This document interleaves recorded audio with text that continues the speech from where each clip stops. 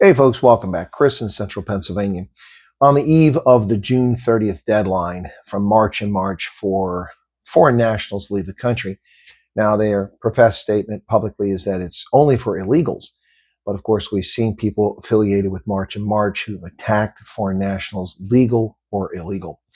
Whatever the case is, it's astounding the tone deafness of some politicians.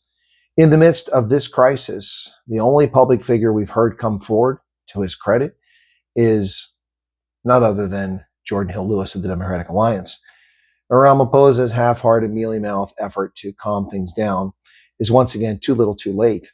This threat has been issued for weeks, and little has been done to stop it or go after the ringleaders who are inciting violence across South Africa.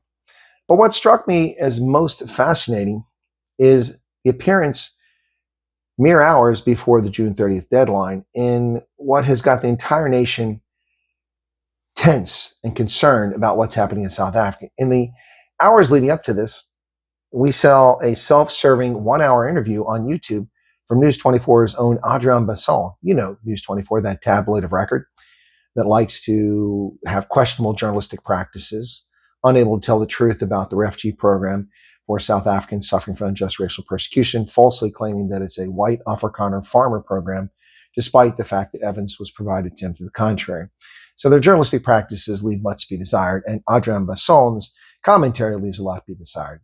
But he gave a self-serving interview to the former leader of the Democratic Alliance, the failed agriculture minister, John Steenhuisen, who sat there and eloquently blamed other people for his failures, and also told the most ridiculous stories about how he thinks that people shouldn't respond to the press and social media, and that as a leader, he had took a different approach, that he was measured and didn't believe what the press said and backed his people, except that's pure nonsense.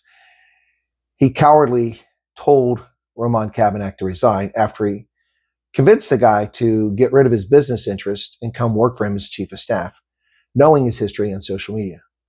But he did anyway. And then he abandoned him the first chance he got. When Ronaldo Cruz was falsely accused of being a racist, John Steenhuisen didn't rally to help him.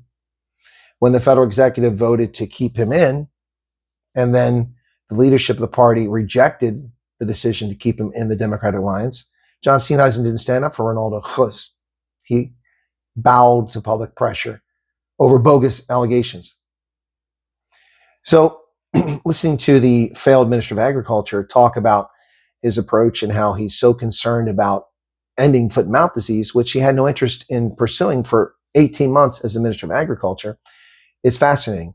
What's most fascinating to me is that while the country is in the grip and concern over foot and mouth disease,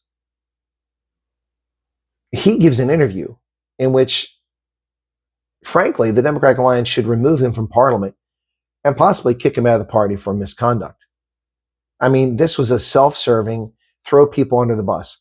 And the comedy of him obliquely attacking Teo de Jager and SAI, once again, Southern African Agricultural Initiative, saying they have no credibility, basically, and they have no weight, no influence, they're not democratic, and attacking Teo de Jager when it was his ministry, in a Soviet-esque fashion, whitewashed, removed Teo de Jager from a photograph of their trip to Berlin. This vindictive, insulting, condescending, arrogant asshattery of John Steenhuisen and his Minister of Agriculture.